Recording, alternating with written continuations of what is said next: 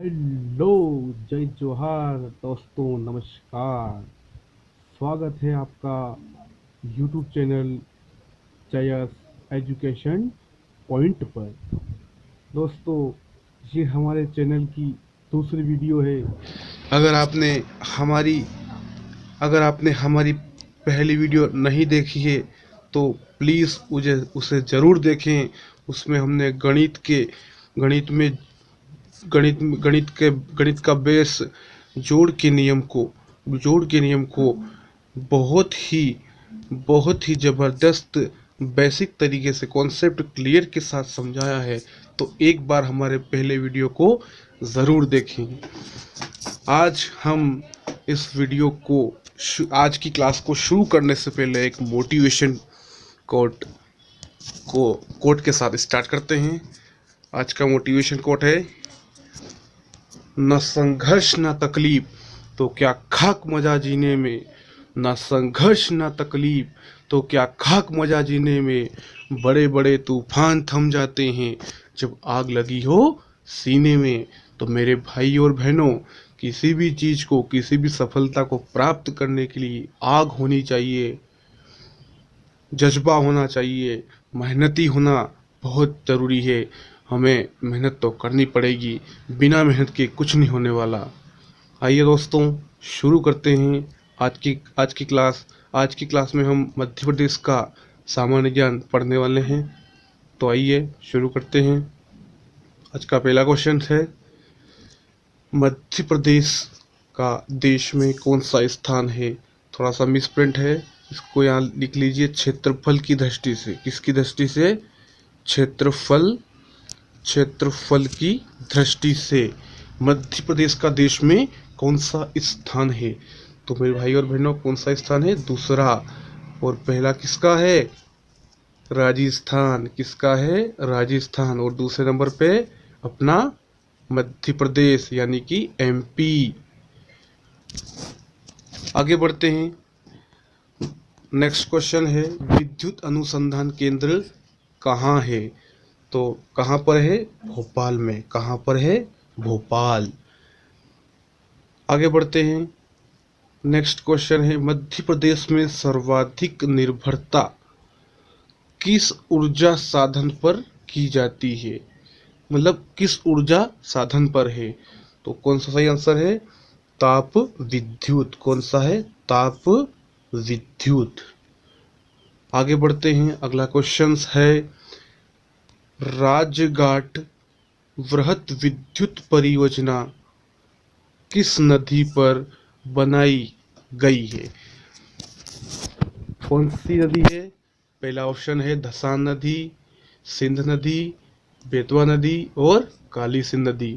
तो इसमें से कौन सा ऑप्शन सही है? Option number C. कौन सा? Option number C. कौन सा? बेतवा नदी। कौन सा? बेतवा नदी। बात करते हैं बेतवा नदी कहाँ से निकली है। तो बेतवा नदी रायसेन जिले के कुमरा गांव से निकलती है। रायसेन जिले के कुमरा गांव से निकलती है। कौन सी नदी? बेतवा नदी।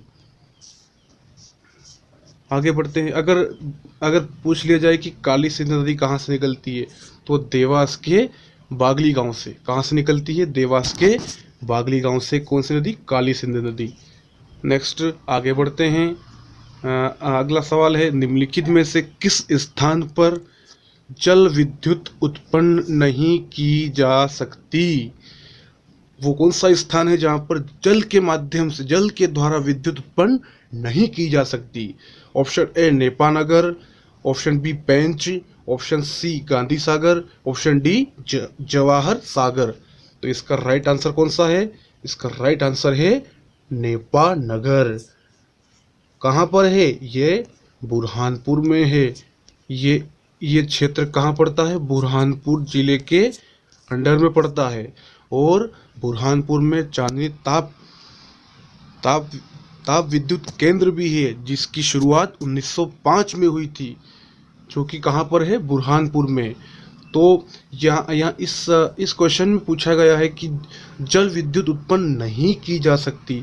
अब यहाँ देख लीजिए, पेंच पेंच बांध है, वहाँ पर भी जल के माध्यम से विद्युत का उत्पादन किया जा रहा है। गांधी सागर भी बिल्कुल आपको पता होगा, वहाँ पर भी गांधी सागर बांध है, वहाँ पर विद्युत के द्वारा सॉरी जल के द्वारा विद्युत का उत्पादन किया जा रहा है। और चंबल नदी के और आगे अपन जाते हैं तो जवाहर सागर भी आता है, जो कि कुछ एरिया एमपी के मंदसौर में और कुछ एरिया राजस्थान में पड़ता है। यहाँ पर भी देखा जाए तो पानी के द्वारा ही विद्युत का उत्पादन होता है। लेकिन अगर ऑप्शन ए ही ऐसा है जहाँ पर ताप विद्युत केंद्र उत्पन्न नहीं की जा सकती, बाकी इनमें उत्पन्न की जा सकती है।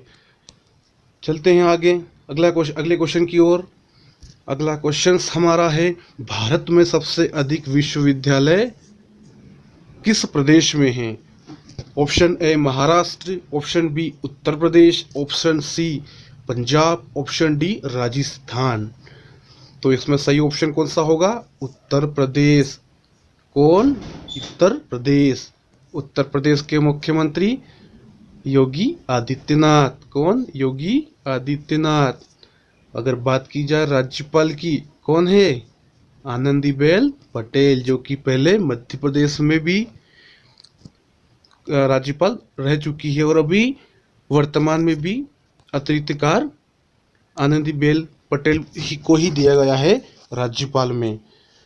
अगर आगे चलते हैं अपन अगले क्वेश्चन की ओर। अगला क्वेश्चन हमारा है, मध्य प्रदेश की किस जनजाति में घोटुल प्रथा पाई जाती है? ऑप्शन ए मत्रा जनजाति, ऑप्शन डी दोरला जनजाति, option C Bison, option D Muria. तो यहाँ पे सही आंसर कौन सा होगा? मुड़िया। कौन सा होगा? मुड़िया। बढ़ते हैं अगले क्वेश्चन की ओर। अगला क्वेश्चन हमारा इस प्रकार है, मध्य प्रदेश के बीच से गुजरने वाली की कर्क रेखा किस नदी के समांतर होकर गुजरती है? मध्य प्रदेश के बीच से गुजरने वाली, अगर देखा जाए मध्य प्रदेश में कर्क रेखा 14 जिलों से होकर गुजरती है। कितने जिलों से होकर गुजरती है? 14 जिलों से होकर गुजरती है। कौन? ये कर्क रेखा। अगर बात की जाए ऐसा संभाग जिसके सभी जिलों से कर्क रेखा गुजरती है, तो वो कौन सा संभाग है? भोपाल। कौन सा है? भोपाल। कौन सा? भोपाल। भोपाल संभाग के सभी जिलों से होकर कर्क रेखा गुजरती है। यहाँ पर पूछा गया है कि ऐसी कौन सी नदी है जिसके समांतर, अब समांतर का मतलब क्या होता? समांतर मतलब मान लीजिए यहाँ से कोई नदी निकल रही है, मान लीजिए यहाँ से कोई रास्ता निकल रहा है, इसी के समांतर, यानी कि उसी के साइड में, मतलब उसी के समांतर में, उसी की सीध में, उसी के साथ चलने वाली, उसको कहते हैं समांतर। तो यहाँ पर ऑप्शन ए है ताप्ती, ऑप्शन बी है महानदी, ऑप्शन सी है गोदावरी, ऑप्शन डी नर्मदा। आपने मैप में देखा ही होगा, ताप्ती नदी तो बैतूल जिले से निकलती है, वो तो हो ही नहीं सकती। महानदी अपने यहाँ है नहीं, ये उधर नहीं है छत्तीसगढ़ तरफ। अगर बात की जाए गोदावरी की, ये अपने मध्य प्रदेश में नहीं बहती, ये है महाराष्ट्र में। तो ये 3 ऑप्शन तो कट गए। अब आती है बात नर्मदा पर। बिल्कुल नर्मदा अनूपपुर अमरकंटक जिले से होकर निकलती है और बिल्कुल कर्क रेखा के समांतर होकर गुजरती है और अरब सागर में जाकर गिरती है। कौन? नर्मदा नदी। तो इसका सही आंसर कौन सा होगा? नर्मदा नदी। कौन सा? नर्मदा नदी।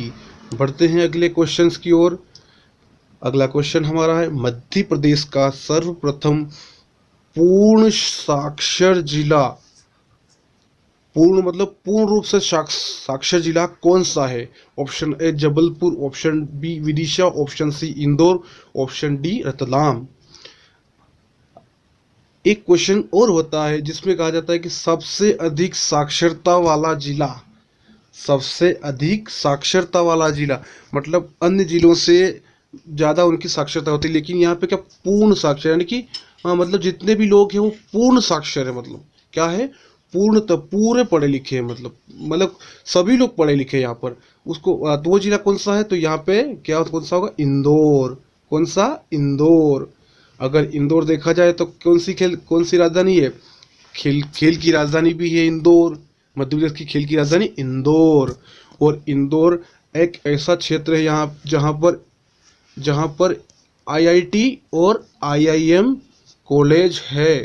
कौन से, आईआईटी और आईआईएम। कौन से, आईआईटी और आईआईएम। एकमात्र भारत का ऐसा शहर जहाँ पर आईआईटी व आईआई के कॉलेज एक ही शहर में हैं। बढ़ते हैं अगले क्वेश्चन की ओर। आज का अपना